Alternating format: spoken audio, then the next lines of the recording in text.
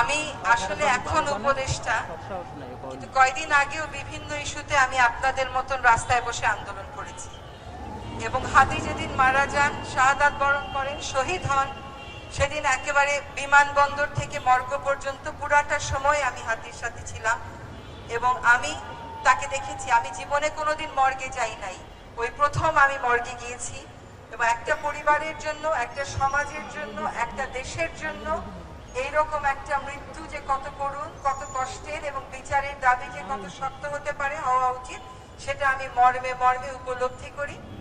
আমি আজকে বলতে পারেন হাদির একজন গুণগ্রাহী।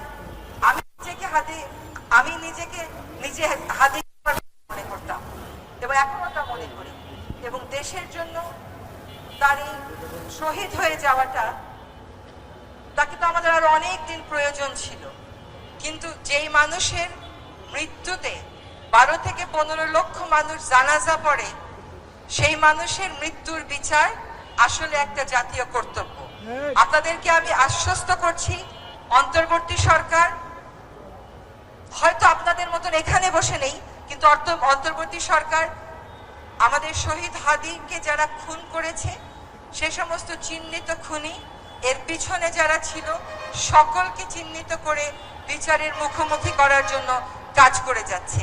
আপনাদের হয়তো মনে হচ্ছে কিছু জানছি না কেন, কিন্তু মনে রাখতে হবে আমরা কিন্তু একটা শত্রুপক্ষের মুখোমুখি দাঁড়িয়ে কাজটা করছি। ফলে যে তথ্যগুলো আমরা বলবো সেগুলো যেন শত্রুকে কোনোভাবে শক্তিশালী না করে। এটা কিন্তু আমাদের শহীদ হাদিও বলতেন যে আমরা যেন এমন কোনো কাজ না করি যেটা আমাদের প্রতিপক্ষকে শক্তিশালী করে ফেলে। এবার আমরা ভবিষ্যতে কি করতে যাচ্ছি এই সম্পর্কে আপনাদের একটু ধারণা দিই।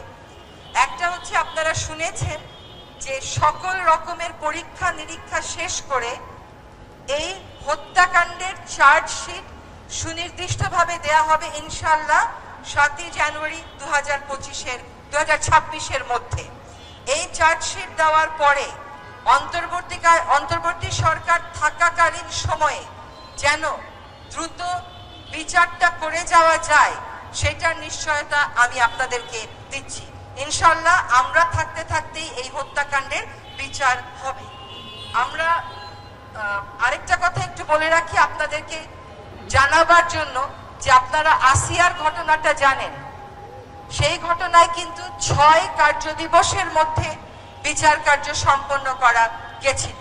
কাজে চার্জশিটটা যাতে আমরা নির্ভুলভাবে দিতে পারি, নিখুঁতভাবে দিতে পারি, সকল পরীক্ষা নিরীক্ষা শেষ করে যাতে কোথাও কোনো ফাঁকফোকর না থাকে, সেটা সম্পন্ন হয়ে যাওয়ার পর 7 জানুয়ারির পরে আমাদের সময়ে দ্রুততম সময়ের মধ্যে এই নৃশংস হত্যাকাণ্ডের বিচার আমরা অবশ্যই করে যাব ইনশাআল্লাহ। এবার আরেকটা কথা বলি, যে অনেক সময় অপরাধী যদি পালিয়েও থাকে, তারপরেও কিন্তু এটাকে আমরা ইংরেজিতে বলি ইন অ্যাবসেন্সিয়া বিচার। শেখ হাসিনার বিচার হয়েছে না, সে কি দেশে আছে?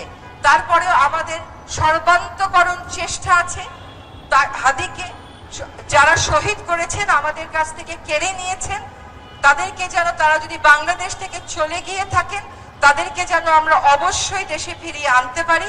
আপনাদেরকে আজকে স্পষ্ট করে বলছি যে এই বার্তা কূটনৈতিক প্রচেষ্টার মাধ্যমে ভারত সরকারকে স্পষ্টভাবে জানিয়ে দেওয়া হয়েছে এবং ভারত সরকার প্রতিশ্রুতি দিয়েছেন যে তাকে যদি ভারতে খুঁজে পাওয়া যায়, অবশ্যই তারা বাংলাদেশকে সহায়তা করবেন এই বিষয়ে। এই মুহূর্তে কূটনৈতিক প্রচেষ্টার এই বিষয়ে আমি আর কথা বলছি না। আপনাদেরকে বুঝতে হবে যে এটা তদন্তের কারণেই আমরা আসলে এই কথাগুলো বলতে পারছি না। আগামীকাল সকাল 11:15টায় ডিবি পুলিশ একটি সংবাদ সম্মেলন আয়োজন করেছে। সেই সংবাদ সম্মেলনে আরো বিস্তারিত বলা হবে।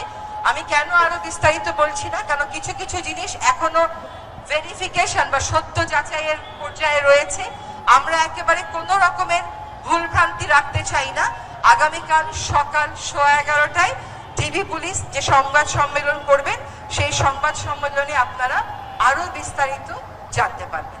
আমি আমার বক্তব্য এখানেই শেষ করছি।